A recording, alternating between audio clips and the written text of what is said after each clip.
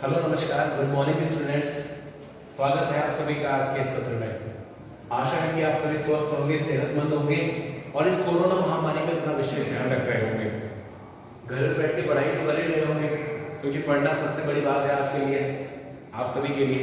तो आइए आज की पढ़ाई में हम पढ़ेंगे पाठ प्रथम, जिसका नाम है सुभाषितानी। ये आपकी पुस्तक रुचिरा, जिसका नाम है रुचिरा का प्रथम पाठ है बच्चों, सुभाषितानी।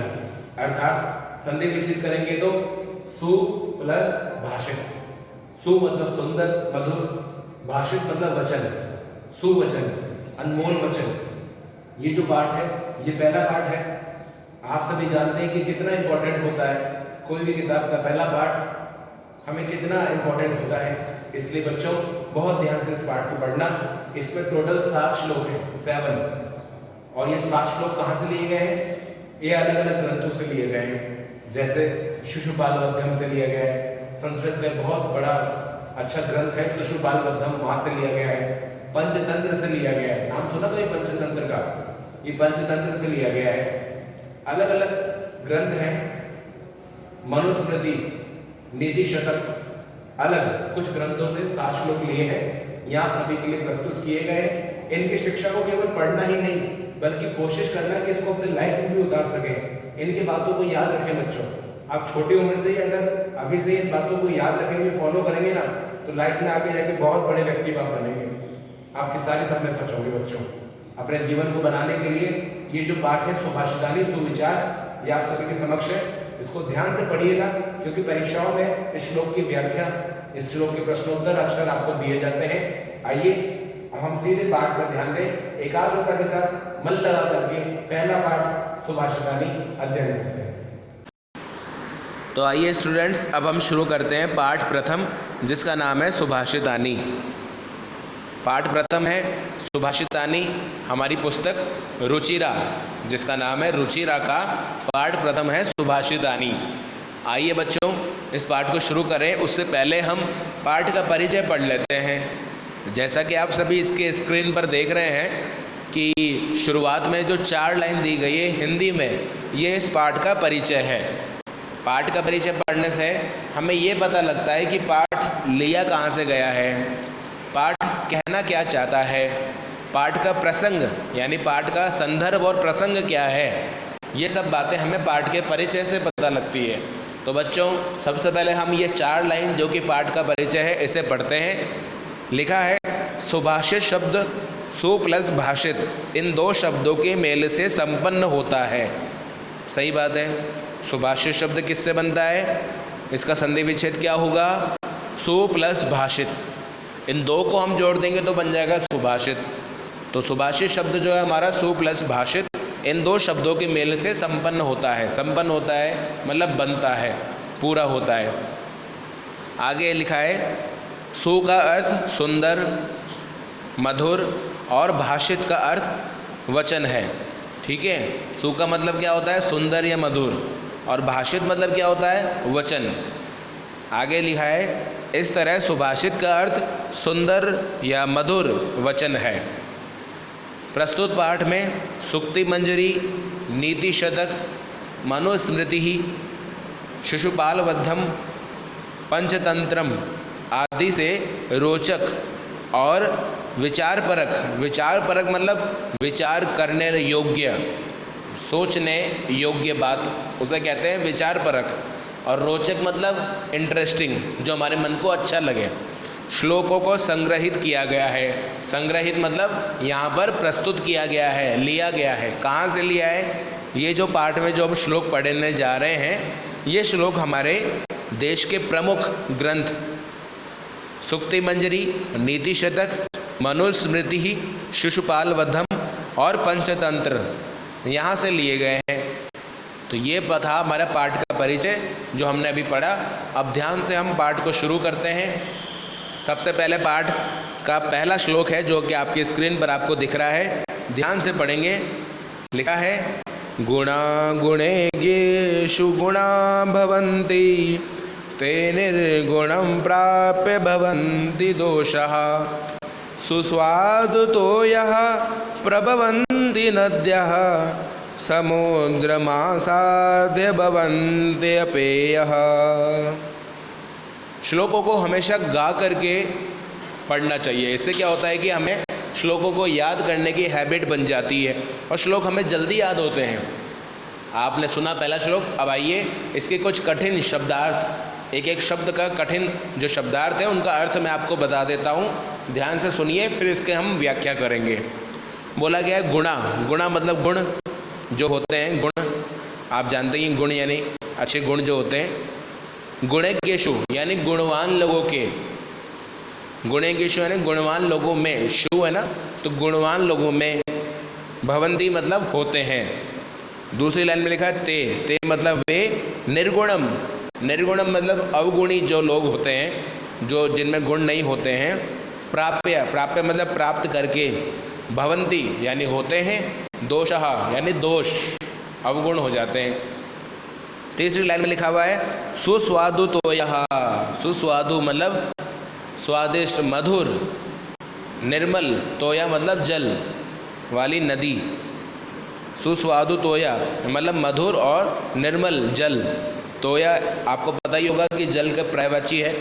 आगे लिखा हुआ प्रभवन्ति यानी होता है। नद्या, नद्या मतलब नदी। समुद्र, समुद्र मतलब समुद्र आप जानते ही है, समुद्रम।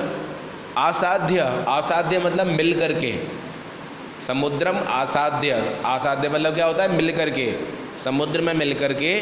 भवन्त्य, भवन्त्य मतलब होता है। अपेयः, अपेयः मतलब जिसे पिया ना जा सके, होता ना, मतलब आपने हिंदी में देखा होगा कि ये पेय पदार्थ होते हैं। दूध पेय पदार्थ है, छाछ पेय पदार्थ है, पानी भी जो है स्वच्छ जल पेय होता है। और उसी प्रकार अपेय क्या होता है, जो नहीं पीना चाहिए, कोल्ड ड्रिंक्स ये नहीं पीनी चाहिए।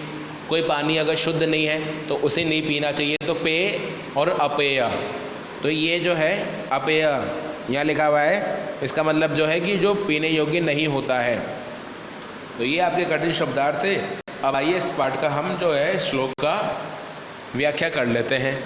लिखा हुआ है गुणा गुणेज्ञेषु गुणा भवन्ति, यानी गुण जो होते हैं, गुणेज्ञेषु यानी गुणवानों में जो गुण होते हैं वो कब तक गुण होते हैं, गुणवानों में गुण कब तक होते हैं। ते निर्गुणम प्राप्य भवन्ति दोषः, जब तक वे निर्गुणम यानी कि अवगुणी लोगों से मिलकर के दोष नहीं बन जाते हैं। यानी मतलब हुआ पहली लाइन का, दूसरी लाइन का मतलब ये हुआ कि गुणवान व्यक्तियों के गुण तब तक ही रहते हैं जब तक वे निर्गुणम प्राप्य यानी कि अवगुणी लोगों को प्राप्त करके दोष नहीं बन जाते हैं। ठीक है। तीसरी लाइन में दिया हुआ है सुस्वादु तोय, जैसे सुस्वादु तोय प्रभवन्ति नद्या, नदियों का स्वच्छ और निर्मल जल जो होता है। चौथी लाइन में दिया हुआ है समुद्र मासा, समुद्र से मिलकर के अपेय पीने योग्य भवन्त्य हो जाता है। जिस प्रकार तीसरी चौथी लाइन का अर्थ समझ लीजिए, जिस प्रकार नदियों का जल जो कि मधुर और स्वच्छ होता है वे समुद्र से मिलकर के अपेय यानी पीने योग्य नहीं हो जाता है। ठीक है।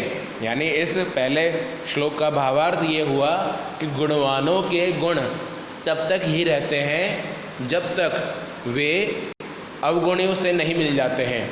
उससे मिलने के बाद वे उनके जो गुण हैं वो दोष हो जाते हैं। तीसरी चौथी लाइन का अर्थ हुआ जैसे स्वादिष्ट, मधुर और निर्मल जल वाली नदियाँ समुद्र में जा कर के अपेय हो जाती हैं। आपको पता है समुद्र का पानी खारा होता है तो नदियाँ सारी कहाँ जाके मिलती है, समुद्र में। समुद्र का पानी पिया नहीं जा सकता है ना। उसी प्रकार नदियों का जल जो है वो पिया जा सकता है। स्वच्छ नदियाँ होती हैं, गंगा, यमुना, सिंधु, सरस्वती, कावेरी, गोदावरी, इतनी सारी जो नदियाँ हैं देश की वो काफ़ी हद तक स्वच्छ होती हैं, तो उनका जल पी लिया जाता है। लेकिन अंत में जाकर के समुद्र से मिल जाती है तो इनको नहीं पिया जाता है। तो बताया गया है कि गुणवान व्यक्तियों के गुण जब तक रहते हैं तब तक वे निर्गुण यानी कि अवगुणी लोगों से नहीं मिल जाते हैं। उसके बाद उनके गुण दोष में तब्दील हो जाते हैं। ठीक उसी तरह जिस प्रकार नदियाँ का जल जो होता है स्वच्छ और निर्मल होता है, लेकिन जब वो समुद्र से मिल जाती है तो वो पीने योग्य नहीं होता है। ये पहले श्लोक का अर्थ आपका। अब आइए बाकी दूसरे श्लोक की ओर चले। दूसरे श्लोक में दिया हुआ है साहित्य संगीत कला विहीनः साक्षात् पशुः पुच्छ विषाणहीनः तृणं न खादन्नपि जीवमानः तद्भाग्य ध्येयं परमं पशूनाम। ध्यान से एक एक शब्द का पहले कठिन अर्थ समझ लेते हैं। साहित्य मतलब साहित्य, लिटरेचर। संगीत मतलब म्यूज़िक। कला यानी आर्ट। विहीन, विहीन यानी जो इससे रहित है, जिसमें ये नहीं है। साक्षात यानी आप जाते हैं, साक्षात मतलब पशु, पशु यानी पशु। पुच्छ, पुच्छ मतलब होता है पूछ, जो पूछ होती है जानवरों के, पुच्छ का मतलब हुआ पूछ। विषाण, विषाण यानी है सींग। आपने देखा होगा कई जानवरों के सिर पर सींग होते हैं, तो सींग को संस्कृत में बोलते हैं विषाण। हीनः यानी जो रहित हो, जिसके ना हो। आगे लिखा हुआ तृणम मतलब घास फूस। न मतलब नहीं। खादन्नम भी, खादन्नपि, खादन मतलब खाना और अपि मतलब भी। जीवमानः, जीवमानः मतलब जीवित, जिंदा होना। तद भाग्य देयम, तद यानी वह भाग्य, भाग्य देयम यानी उसका जो भाग्य है वे, उसका जो भाग्य है वह परमम यानी बहुत ज़्यादा। पशु नाम यानी जानवरों से है। पशु नाम मतलब जानवरों से। तो ये आपके कठिन शब्द थे। अब आइए हम देखते हैं इसका भावार्थ, इसकी व्याख्या क्या है। पहली और दूसरी लाइन पे ध्यान देंगे। पहले लिखा हुआ है साहित्य संगीत कला से जो विहीन है, जो व्यक्ति जिसमें साहित्य कला और संगीत नहीं है, इनमें से किसी भी चीज़ में किसी व्यक्ति की दिलचस्पी नहीं है, किसी व्यक्ति का इंटरेस्ट नहीं है। साहित्य मतलब पढ़ने लिखने में, है ना, पढ़ने लिखने में साहित्य है हमें। संगीत मतलब गाने में बजाने में, इंस्ट्रूमेंट होते हैं अलग अलग संगीत के, अगर आपको वो बजाना भी नहीं आता है, वो गाने में भी आपका इंटरेस्ट नहीं है, ना हम सुनने में इंटरेस्ट लेते हो संगीत को, ठीक है। कला विहीन, और आप में कोई भी कला नहीं है। 64 कलाएँ बताई गई हैं शास्त्रों में, यानी 64 प्रकार के अलग अलग कलाएँ होती हैं। टैलेंट होता है आदमी में, पता है आपको, हर तरह की कला होती है। खाना बनाना भी एक कला है। आप सोचते होंगे घर में खाना बनाती हैं माताएं, हमारी बहनें, पिता लोग, भाई लोग कुछ भी बनाते हैं, तो ये खाना बनाना भी एक कला होती है। तो 64 यानी 64 प्रकार की कलाएं होती हैं। इनमें से अगर आप में एक भी कला नहीं है, या फिर आप संगीत से जुड़े हुए नहीं हैं, या फिर आप साहित्य से जुड़े हुए नहीं हैं, आप इससे विहीन हैं, तो आप कैसे हैं। दूसरी लाइन में लिखा हुआ है साक्षात पशु हैं। आप साक्षात पशु हैं, जानवर हैं। कैसे हैं। पुच्छ विषाणहीन वाले, जिनके ना तो पूँछ है ना सींग है, ऐसे जानवर हैं आप। ये लिखा है शास्त्रों में। कोई भी मनुष्य साक्षात जानवर है।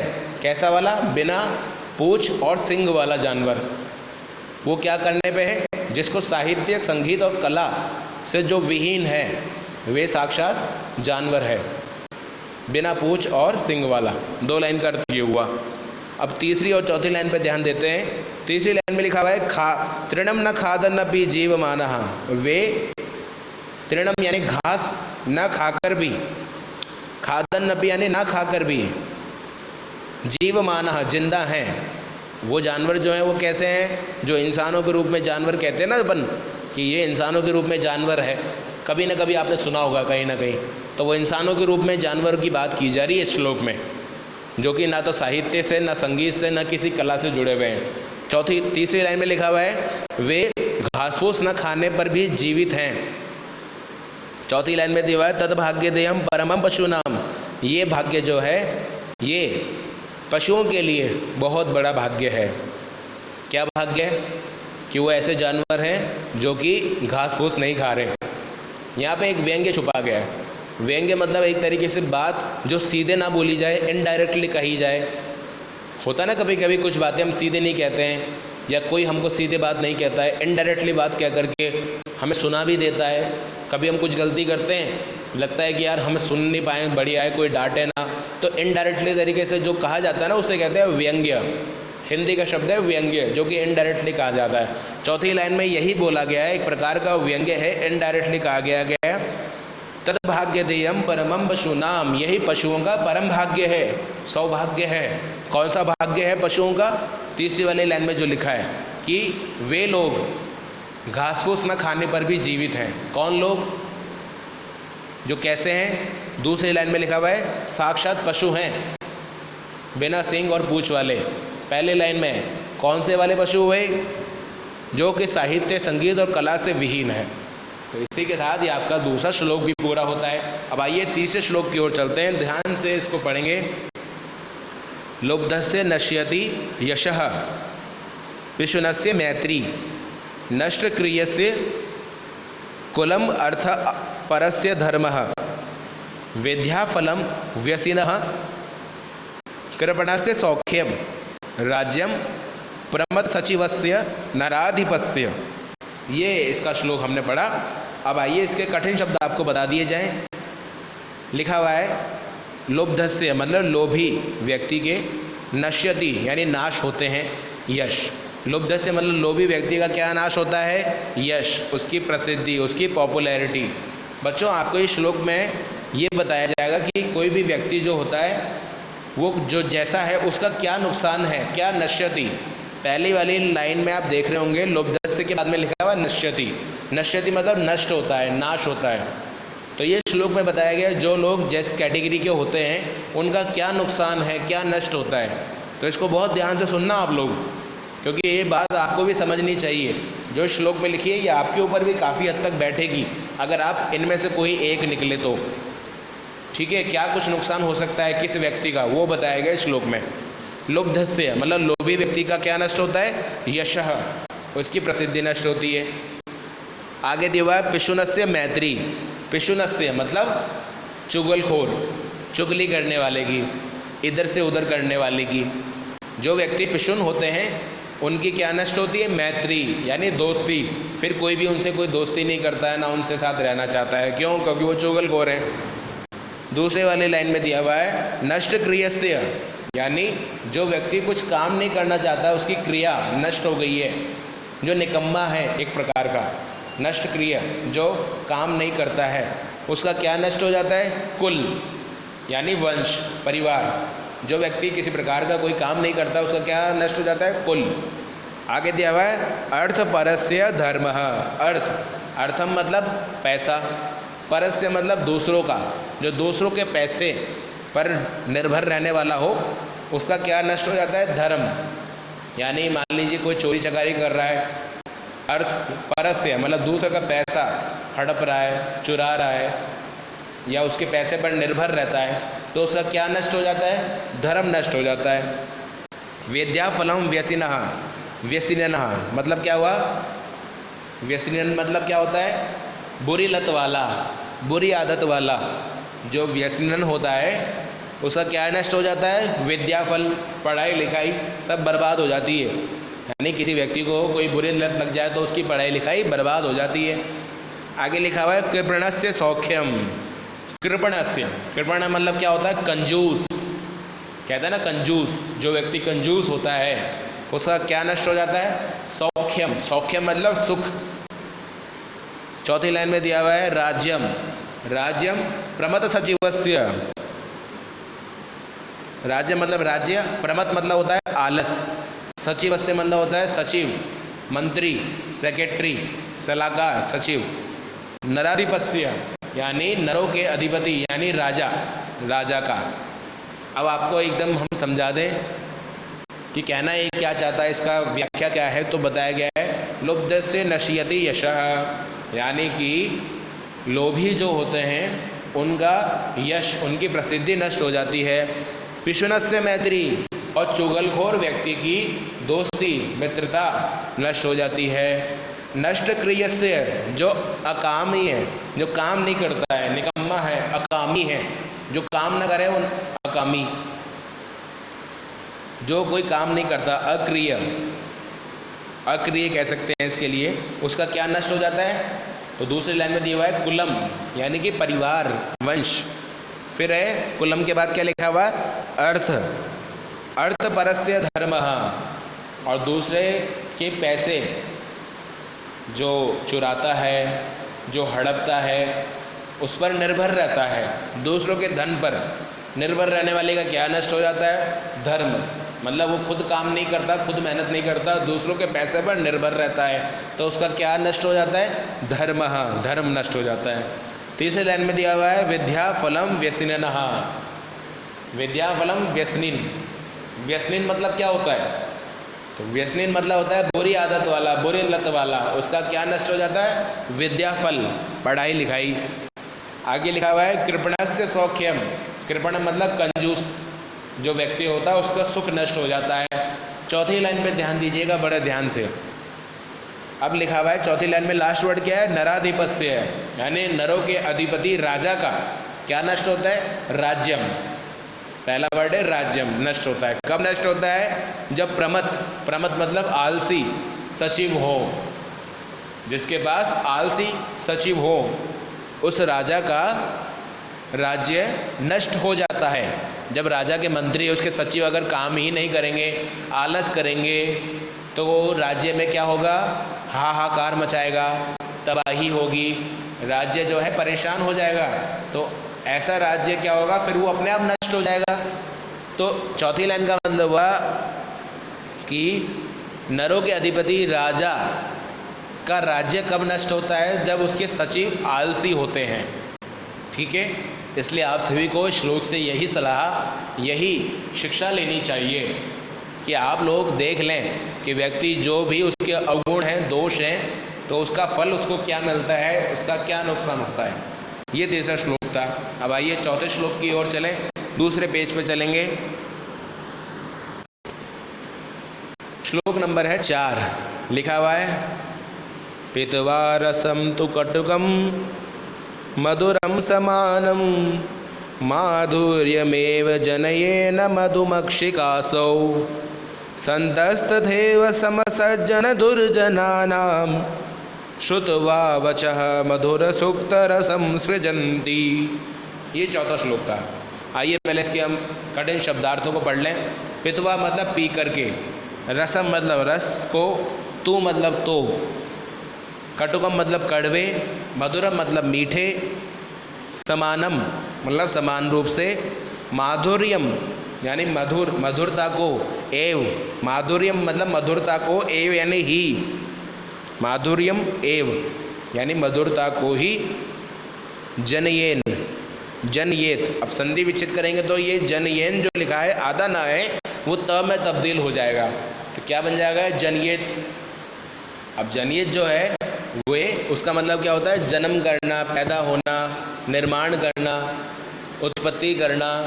तो ये जो शब्द है, जो इतना बड़ा शब्द आपको दिखाई दे रहा है जनयेन, वो जनयेन अगर संधि विच्छेद हम करेंगे तो वो क्या बन जाएगा? वो बन जाएगा जनयेत। अब जनयेत अगर बनेगा तो त हलंत रहेगा, क्योंकि जनयेन में न भी आधा ही है, तो जनयेन की जगह हो गया जनयेत प्लस मधुमक्षिका। मधुमक्षिका मतलब मधुमक्खी, असौ मधुमक्षिका, असौ मधुमक्षिका, असौ, असौ मतलब यह। ये जो शब्द है बड़ा, इसका संधि विच्छेद क्या होगा? इसका संधि विच्छेद होगा जनयेत प्लस मधुमक्षिका प्लस असौ। ये हमने इसको टुकड़े कर दिए। अब इन टुकड़ों के अर्थ देख ले तो हम, जनयेन का जनयेत हो गया, जनयेत मतलब होता है निर्माण करना, पैदा करना, मधुमक्षिका मतलब मधुमक्खी, असौ मतलब यह है। ठीक है, आगे चलते हैं। तीसरी लाइन में लिखा हुआ है संतस्तथैव। संतस्तथैव, इसके भी संधि विच्छेद करेंगे तो आएगा संतः प्लस तथैव। संत मतलब सज्जन, तथैव मतलब वैसे ही। समसज्जनान दुर्जनानाम, सम मतलब समान, सज्जन मतलब सज्जन, दुर्जन मतलब दुर्जनों के, दुर्जनानाम मतलब दुर्जनों के, सज्जनों के, दुर्जनों के। श्रुत्वा, चौथी लाइन में शब्द दिया श्रुत्वा मतलब सुनकर, वचः मतलब वचनों को, मधुर यानी कि मीठे, आनंददायक, सुखदायक, सुक्त रसम, सुक्त मतलब बोले जाने वाले, रसम मतलब रस को, सुविचारों को, सुक्त रसम मतलब सुविचार रूपी रस को सृजंती मतलब निर्माण करते हैं। ये आपके शब्द, कठिन शब्दों का अर्थ आपको बता दिए। अब आइए सीधे इसकी व्याख्या समझते हैं हम। पहली लाइन में दिया हुआ है पित्वा रसम तु कटुकम मधुरम समानम माधुर्यमेव जनयेन मधुमक्षिकासौ। मधुमक्षिका मतलब मधुमक्खी, असौ मतलब यह मधुमक्खी क्या जनयेत, जनयेत यानी पैदा करती है। दूसरी लाइन में लिखा हुआ है, हम वहाँ पढ़ रहे हैं जनयेत मतलब पैदा करती है। यह मधुमक्खी पैदा करती है, क्या पैदा करती है? माधुर्यमेव यानी मधुर ही पैदा करती है। क्या पैदा करती है? लिखा हुआ है पित्वाम यानी पी करके, रसों को, कटुकम चाहे कड़वा हो, मधुरम चाहे मीठा हो, समानम समान रूप से मधुर ही पैदा करती है ये मधुमक्खी। यानी मधुमक्खी जो होती है, इन दोनों लाइन का अर्थ क्या हुआ? जो मधुमक्खी होती है वे मधुर रस ही पैदा करती है। किससे? चाहे वो कड़वे रस पिए या मधुर रस पिए, जैसा भी रस पिएगी हमेशा कैसा शहद उत्पन्न करेगी? स्वादिष्ट, मधुर। ठीक है, शहद हमेशा मधुर होता है। तो मधुमक्खी हमें क्या सिखाती है? इन दोनों लाइन का अर्थ हुआ मधुमक्खी हमेशा फूलों के कड़वे और मीठे रस को ग्रहण करके खुद हमेशा मधुर रस को ही उत्पन्न करती है, यानी शहद ही बनाती है। तीसरी और चौथी लाइन में बताया गया है कैसे होती है वो, किसकी जैसी? जैसे संतस्तथैव समसज्जन दुर्जनानाम, जैसे संत होते हैं वे क्या करते हैं? सम मतलब समान रूप से सज्जन और दुर्जनानाम, सज्जनों के और दुर्जनों के, श्रुत्वा, चौथी लाइन में लिखा हुआ है श्रुत्वा सुन करके, वच मतलब बातों को, मधुर यानी कि अच्छी, सुक्त रसम सृजंती, सुक्ति यानी कि सुविचार रूपी रस को सृजंती यानी निर्माण करते हैं, पैदा करते हैं। यानी संत कैसे होते हैं, सज्जन कैसे होते हैं? बोला गया है वो कैसे होते हैं कि सज्जन और दुर्जन दोनों की बातों को सम मतलब समान रूप से, श्रुतवा सुन करके, वचा मतलब वाणी को, मधुर ही सुविचार ही बोलते हैं, सुविचार रूप ही सृजंती मतलब उत्पन्न करते हैं। ज्ञानदायक, शिक्षादायक, सुविचार, सुक्त रूप ही संत जो होते हैं सृजंती यानी पैदा करते हैं। जैसे मधुमक्खी होती है वैसे ही संत होते हैं, ये दोनों सेम एक जैसे होते हैं। इस श्लोक में बताया गया है जैसे मधुमक्खी फूलों के कड़वे और मधुर रसों को ग्रहण करके स्वयं हमेशा मधुर रस को ही उत्पन्न करती है, यानी शहद ही देती है, उसी प्रकार सज्जन भी वैसे ही होते हैं जो हमेशा दुर्जनों की भी, चाहे कैसी भी उनकी बातें हों, दुर्जन चाहे कुछ भी कहें और सज्जन चाहे कितना ही अच्छा क्यों ना कहें, उनको समान ही देखते हैं, एक जैसा ही देखते हैं, कभी किसी से भेदभाव नहीं करते हैं, ना दुर्जनों से कभी चिढ़ते हैं उनकी किसी बात को सुन करके, वो सबको समान रखते हैं। सज्जनों का स्वभाव होता है कि वो सबको समान रखते हैं और उनकी बातों को सुन करके स्वयं अच्छे जो सुविचार होते हैं उन्हें उत्पन्न करते हैं। ये था आपका चौथा श्लोक का भावार्थ। अब आइए पांचवें श्लोक की ओर हम चलें। लिखा है विहाय पौरुषम यो ही देवम एवावलंबते प्रसाद सिंहवत तस्य मूर्धना तिष्ठन्ति वायसः। पढ़ लेते हैं, गा लेते एक बार। विहाय पौरुषम यो ही देवम एवावलंबते प्रसाद सिंहवत तस्य मूर्धना तिष्ठन्ति वायसः। बहुत अच्छा श्लोक है। पहले इसके कठिन शब्द समझ लेते हैं। विहाय मतलब होता है छोड़ करके, पौरुषम मतलब मेहनत को, परिश्रम को, यो मतलब जो, ही मतलब ही, देवम ही मतलब होता है निश्चित रूप से, पक्का एकदम। देवम मतलब यहाँ क्या हुआ है? भाग्य। इस जगह देवम का मतलब देवता नहीं है। देवता कब होगा? जब द पे ए की मात्रा लगेगी, सिंगल वाली, इस पर डबल ए, बड़े ए की मात्रा लग रही है, तो ये दैव है। दैव का मतलब होता है भाग्य। देवम मतलब होता है भाग्य, और इसमें सिंगल मात्रा लगी होती तो होता देवता। तो इस बात पे आप कंफ्यूज ना हो, दैव है जो है मतलब हुआ इसका भाग्य। एव मतलब ही, अवलंब्यते यानी सहारा लेना, आश्रित रहना, निर्भर रहना। दूसरी लाइन में लिखा हुआ प्रसाद, प्रसाद मतलब होता है घर, मकान।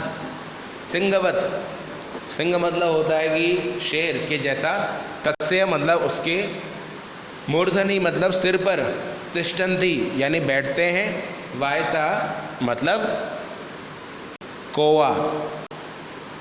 कौवा जो होता है उसको बोलते हैं संस्कृत में वायसा। इस श्लोक का मतलब हुआ, पहली लाइन का मतलब है जो पुरुष परिश्रम को विहाय यानी छोड़ करके भाग्य के भरोसे ही बैठते हैं, भाग्य पर ही निर्भर रहते हैं, वो कैसे होते हैं। दूसरी लाइन में दिया हुआ है मकान में, घर में बने हुए शेर, यानी घर में मान लो कोई शेर बना हुआ है, आपने महल देखिए, प्रसाद मतलब महल से ले लेते हैं हम, अब तो नहीं होता घरों में ऐसा, पर महल मतलब प्रसाद का मतलब महल भी होता है। पुराने महलों में आपने देखा होगा कि शेर बने रहते हैं, या बड़ी बड़ी पुरानी हवेलियों में आपने देखा हो कभी कि वहाँ पे शेर बने रहते हैं। किसके बने रहते हैं? मूर्ति के रूप में शेर जो बने होते हैं, उनके ऊपर क्या होता है? मूर्धनि, मूर्धनि उनके सिर पर बैठते हैं। कौन? कौवा। उनके सिर पर जैसे कौवा बैठता है, वो वैसे ही लोग होते हैं, वो वैसे ही लोग होते हैं जो लोग, कहने का तात्पर्य है मेहनत की बजाय, परिश्रम करने की बजाय भाग्य पर ही निर्भर करते हैं, मेहनत नहीं करते हैं। उन लोगों की हालत कैसी होती है?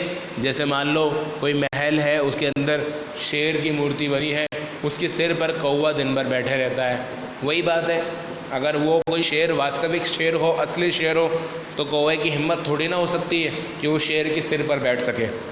तो ये बात कही गई है कि वही लोग जो होते हैं भाग्य के भरोसे रहते हैं, इसलिए हमेशा हमें परिश्रम करते रहना चाहिए। ये 5वां श्लोक था। अब आइए 6ठे श्लोक की ओर चलें। बहुत ध्यान से समझिएगा, कठिन शब्दार्थ भी है। पहले हम श्लोक को पढ़ लेते हैं, गा लेते हैं। लिखा हुआ है पुष्पपत्र फलच्छाया मूलवल्कलदारुभिः धन्या महीरुहा येषां विमुख यान्ति नार्थिनः। आइए कठिन शब्दों को पढ़ें। लिखा हुआ है एकदम तोड़ तोड़ के, शब्द जो एक साथ दिया है पूरी लाइन में लिखा हुआ है, एक ही लाइन है ये, लेकिन इसमें बहुत सारे शब्द हैं। इनके शब्दों को हम तोड़ते हुए इसका अर्थ आपको बताते हैं। लिखा है पुष्प मतलब फूल, पत्र, पत्र मतलब पत्ते, फल, फल मतलब फल, छाया, छाया मतलब छाया, आप जानते हैं ये छाया। मूल, मूल मतलब जड़ें, जड़ जो होती है किसी पेड़ की जड़। वल्कल मतलब छाल, वल्कब मतलब छाल, चमड़ी, छाल। दारू भी, दारू भी मतलब लकड़ियाँ। ठीक है, पहली लाइन का अर्थ ये हुआ। दूसरी लाइन के कठिन शब्द देखिए, धन्या मतलब धन्य होना। महीरुहा मतलब वृक्ष, पेड़ों के बारे में है। वृक्ष जो पेड़ होते हैं उनका संस्कृत में एक पर्यायवाची शब्द है महीरुहा। ये शाम जो, विमुख यानी कि विमुख हो जाना, जो नहीं कर पाते हैं। विमुख मतलब जो नहीं कर सकने योग्य है। यान्ति यानी कि किया जाए। न अर्थिना, न मतलब नहीं, अर्थिना मतलब याचकों को। यान्ति मतलब जो नहीं देते हों, जो नहीं दिया जा सके। न मतलब नहीं, नार्थिना जो है इसका संधि विच्छेद करेंगे तो न प्लस अर्थिना, न प्लस अर्थिना। न मतलब तो होता नहीं, अर्थिना मतलब याचक, मांगने वालों को। तो ये आपके कठिन शब्द थे। अब आइए हम सीधे पाठ की, इस श्लोक की व्याख्या पर आते हैं। पहले बताया गया है, देखिए ये जो 6ठा श्लोक है, इसमें जो पेड़ होते हैं वो कितने महान होते हैं। वृक्ष की हम पूजा करते हैं कि नहीं? पीपल के वृक्ष की पूजा करते हैं, बरगद के वृक्ष की पूजा करते हैं, और केले के वृक्ष की पूजा करते हैं। कई बड़े बड़े वृक्ष जो है उनकी हम पूजा करते हैं। क्यों? क्योंकि वो बहुत महान होते हैं, परोपकारी होते हैं, हम सभी का हमेशा हित चाहते हैं, भला करते हैं। तो इसमें बताया गया है कि फल यानी वृक्ष जो होते हैं वो क्या कुछ तरीके से हमारा भला करते हैं। महीरुहा, दूसरी लाइन का शब्द है महीरुहा, यानी वृक्ष। धन्या, धन्य है वो वृक्ष जो येषाम विमुख यान्ति न अर्थिना। धन्य है वे वृक्ष जो मांगने वालों को, अर्थिना यानी याचकों को, यान्ति यानी दे देते हैं, और विमुख नहीं होते हैं। न विमुख जो नहीं होते हैं, क्या क्या देते हैं? पुष्प दे देते हैं, फल, पत्र, छाया, जड़ें, लकड़ियाँ और छाल, ये सब भी लोगों को दे देते हैं। यानी धन्य है वे पेड़ जो लोगों को फल, पत्ते, पुष्प, छाया, जड़, लकड़ियाँ और छाल भी दे देते हैं। ऐसे वृक्ष धन्य हैं जो याचक उनके पास आते हैं और उनको दे देते हैं। बताया गया वृक्ष कितने महान होते हैं, तो बताया गया वृक्ष इतने महान होते हैं जो कि उनके पास मांगने जाते हैं तो उनको अपना क्या क्या दे देते हैं? उनको अपना पुष्प दे देते हैं, पत्र यानी पत्ते दे देते हैं, फल, छाया, जड़ें, छाल और लकड़ियाँ दे देते हैं। इसलिए धन्य हैं ऐसे वृक्ष, उनकी महिमा है ये। आइए अब 7वें श्लोक की ओर चलें, जो कि हमारे पाठ का अंतिम श्लोक भी है। लिखा हुआ है, चिंतनीया ही विपदाम आदवेव प्रतिक्रिया न कूप खननम युक्तम प्रदीप्ते वह निग्रहे। तो बताया गया है, कठिन शब्द देखते हैं पहले। चिंतनीय यानी विचार करना चाहिए, ही मतलब निश्चित रूप से, विपदाम मुश्किलों में, समस्या में, आदव ये संधि विच्छेद करेंगे, आदव प्लस एव। आदव मतलब शुरुआत में, एव मतलब ही। प्रतिक्रिया यानी समाधान के लिए, उपाय के लिए, प्रतिक्रिया मतलब उपाय के लिए। न मतलब नहीं, कूप खननम, कूप मतलब होता है कुआं, खननम मतलब खोदना, कूप खननम मतलब कुआं खोदना। युक्तम यानी बना हुआ, प्रदीप्ते यानी ज्वलित हो चुकी, शुरू हो चुकी, भड़कती हुई। प्रदीप्ते मतलब भड़कती हुई। वनहीना मतलब अग्नि, आग। गृह मतलब घर में। ये कठिन शब्द थे। अब आइए हम सीधे इसके व्याख्या पर, भावार्थ पर आते हैं। बताया गया है पहली लाइन में कहना ये चाहते हैं कि जैसे ही विपदाम आदव एव, समस्याओं की शुरुआत में ही, प्रतिक्रिया यानी समाधान, चिंतनीय सोच लेना चाहिए, विचार कर लेना चाहिए। जैसे ही कोई मुश्किल शुरू हो उसका समाधान हमें विचार कर लेना चाहिए। ये पहली लाइन का मतलब हुआ। कैसे? नहीं तो क्या होता है, ये वैसे ही है जैसे कि बताया गया, प्रदीप्ते वनहीना गृह, गृह मतलब घर में, वनहीना मतलब अग्नि, प्रदीप्त यानी भड़क जाए, लग जाए, तब हम क्या ना करते हैं, कुआं नहीं खोदते हैं।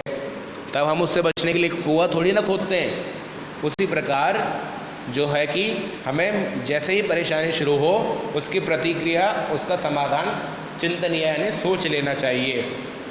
बताया गया जैसे हमारे घर में कभी आग लग जाए तो आग से बचने के लिए हम कुआं थोड़ी ना खोदते हैं कि कुआं खोद के हम अपने आप को आग से बचा लेंगे, नहीं ना, क्योंकि हम कुछ और उपाय करते हैं। हम वहाँ से भागना बाहर जाना चाहते हैं, नहीं तो आग की चपेट में हम आ जाएंगे, हम घर के बाहर आ जाते हैं।